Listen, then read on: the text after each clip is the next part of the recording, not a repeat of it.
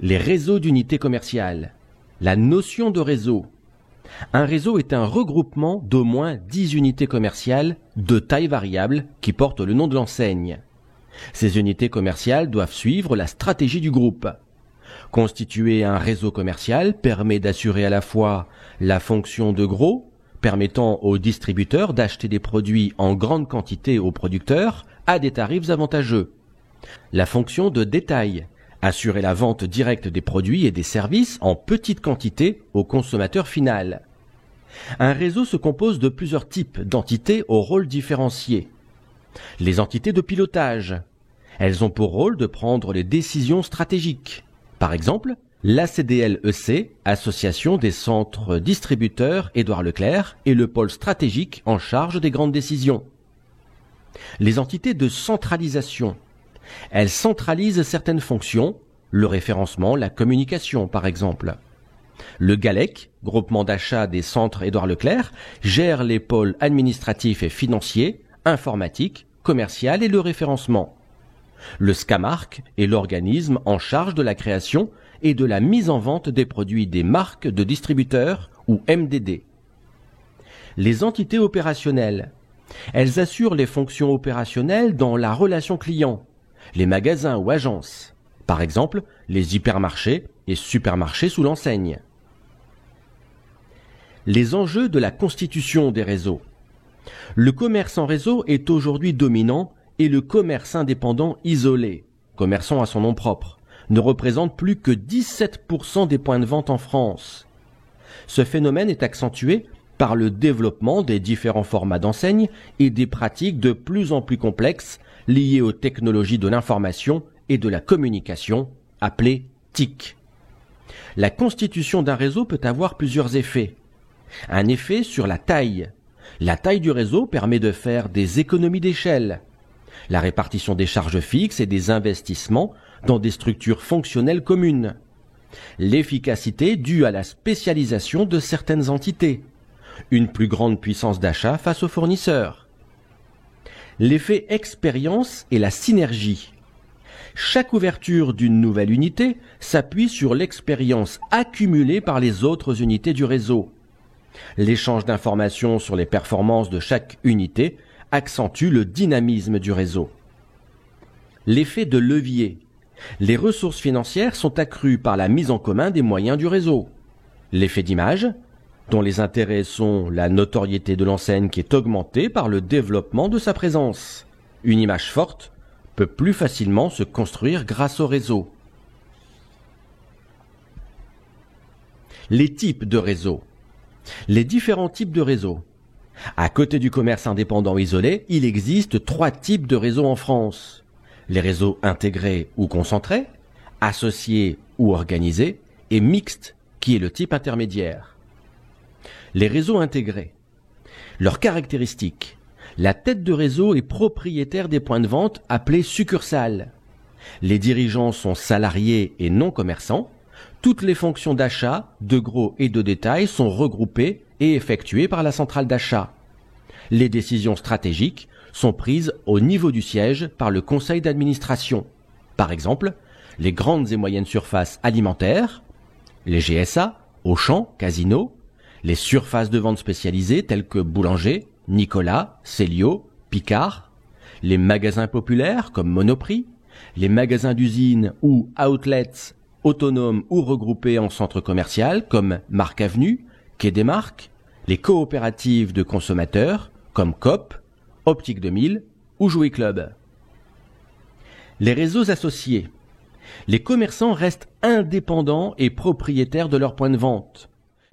Les commerçants associés mettent en commun leurs moyens et construisent des politiques communes en matière d'achat, de gestion, de logistique, etc. Par exemple, les associations horizontales, comme les groupements de grossistes et groupements de détaillants, mais aussi les associations verticales, les chaînes volontaires, franchises, affiliations et concessions. Les réseaux mixtes.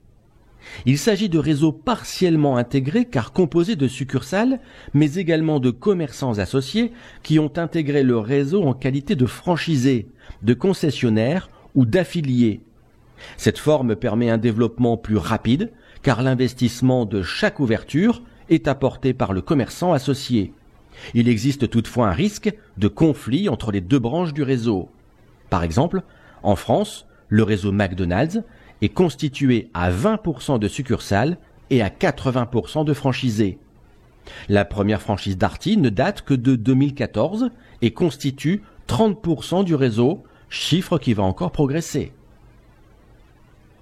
Les différentes formes de réseaux de commerce associés.